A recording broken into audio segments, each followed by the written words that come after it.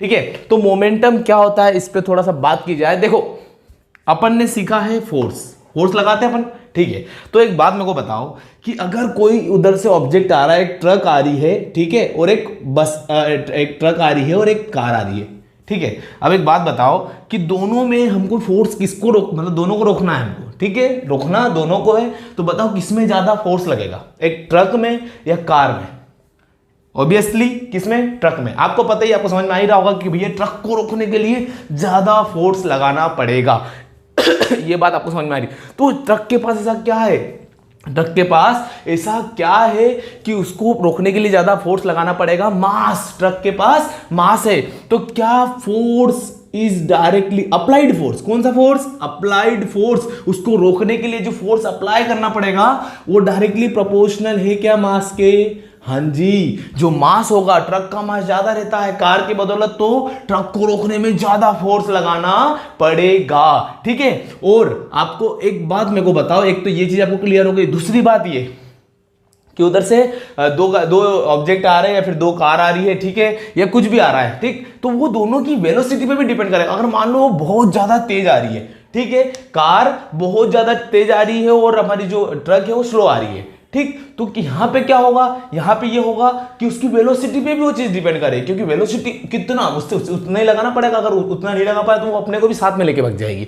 तो समझ में आ रही? तो वो वेलोसिटी पे भी डिपेंड करेगी कि ऑब्जेक्ट की वेलोसिटी पर भी डिपेंड करेगी, directly proportional to the velocity of that object, ठीक, या फिर कार, व्हीकल, जो भी है, ठीक है। मतलब उस मास, मतलब उसके मास पे और उसकी वेलोसिटी पे डिपेंड करता है कि कितना फोर्स अप्लाई करना है, ठीक। तो यहां पे, अब यहां पे हम एक चीज देखते हैं, अगर ये मास और वेलोसिटी दोनों को हम मिला देना तो क्या चीज बनती है? मोमेंटम। मोमेंटम को हम डिनोट करते हैं पी से। किससे डिनोट करते हैं? पी से, ठीक है। P is equals to M into V. समझ में आ रही बात? ये यहां से आता है, ये P is equals to M into V, mass into velocity, ठीक है। ये होता है momentum, product of mass and velocity, mass of the object and velocity of the object. उसी ऑब्जेक्ट का मास और उसी ऑब्जेक्ट की वेलोसिटी, उसको ही हम बोलते हैं मोमेंटम। तो क्या मोमेंटम एक वेक्टर क्वांटिटी हुई या स्केलर क्वांटिटी हुई? तो ये एक वेक्टर क्वांटिटी है। क्यों? क्योंकि इसके पास वेलोसिटी और वेलोसिटी एक वेक्टर क्वांटिटी है, तो मोमेंटम भी एक वेक्टर क्वांटिटी होगा। तो चलिए, इतना आपको समझ में आ गया है, ठीक है। मतलब मास पर डिपेंड करता है, वेलोसिटी पर डिपेंड करता है। कैसे डिपेंड करता है? Directly proportional, directly proportional. तो यहां पे मास और वेलोसिटी पर डिपेंड कर रहा है अलग अलग। अगर इन दोनों का प्रोडक्ट कर दे हम, तो उसको बोलते हैं मोमेंटम, ठीक है। ये चीज आपको समझ में आ गई। एक मोमेंटम जो है वो एक वेक्टर क्वांटिटी है। किसी क्वांटिटी है? वेक्टर क्वांटिटी, ठीक है। और एक बात यहां पे, अब कोई ऑब्जेक्ट अगर रेस्ट पे है, कोई ऑब्जेक्ट अगर रेस्ट पर है, तो क्या होगा उसका मोमेंटम? आप बता सकते हैं? आराम से बता सकते हैं। रेस्ट पे मतलब उसकी वेलोसिटी में क्या है? वेलोसिटी 0 है, तो क्या उसके पास मोमेंटम होगा? नहीं होगा। उसका मोमेंटम जो है वो 0 होगा। क्यों? क्योंकि इसकी वेलोसिटी 0 है, ठीक है। उसकी वेलोसिटी 0 है, इसलिए उसका मोमेंटम भी 0 हो जाएगा। ये चीज आपको क्लियर हो गई। चलिए, तो एक ये हमने 2-4 बातें सीख ली, हमने मोमेंटम के बारे में पढ़ लिया, ठीक है। तो मोमेंटम आपको समझ में आ गया है। मतलब क्या हुआ कि किसी भी ऑब्जेक्ट, किसी भी व्हीकल को रोकने के लिए या किसी भी मूविंग ऑब्जेक्ट को रोकने के लिए, कोई भी हो भाई, चाहे वो क्रिकेट बॉल हो, चाहे फुटबॉल हो, चाहे कोई व्हीकल हो, सारी चीजें अपन अब बात करेंगे, अपन ऑब्जेक्ट्स पे बात करते हैं, ठीक है।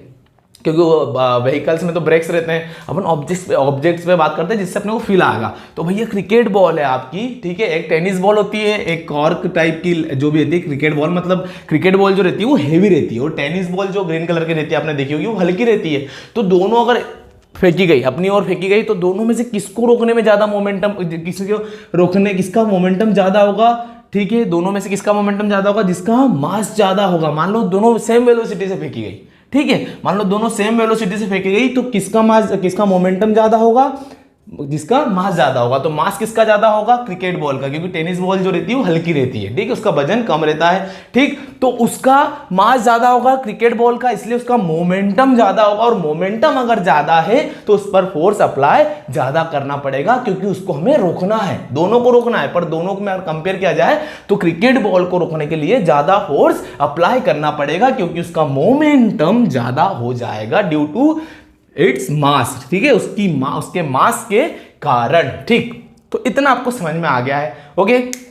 सो अगर मैं बोल दूं, इस पे न्यूमेरिकल आ जाता है। कैसे न्यूमेरिकल आ जाता है कि भैया आप मोमेंटम फाइंड करो, अगर आपका वो मास जो है किसी ऑब्जेक्ट का है, मान लो 75 kg, कितना है 75 kg, और वो चल रहा है 2 मीटर पर सेकेंड।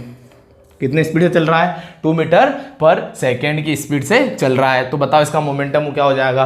तो मोमेंटम क्या हो जाएगा? P is equals to mass into velocity. Mass is 35 kg into 2 metre per second. तो 35 टू ज़ा कितना हो जाएगा? 70, ये kg मीटर पर सेकेंड। तो ये क्या आया? ये यूनिट आ गई। तो यूनिट तो देख लेते हैं। मास हमेशा kg में आएगा, ठीक है, वेलोसिटी आएगी आपकी मीटर पर सेकेंड। तो ये हो जाएगी आपकी SI यूनिट, ठीक है।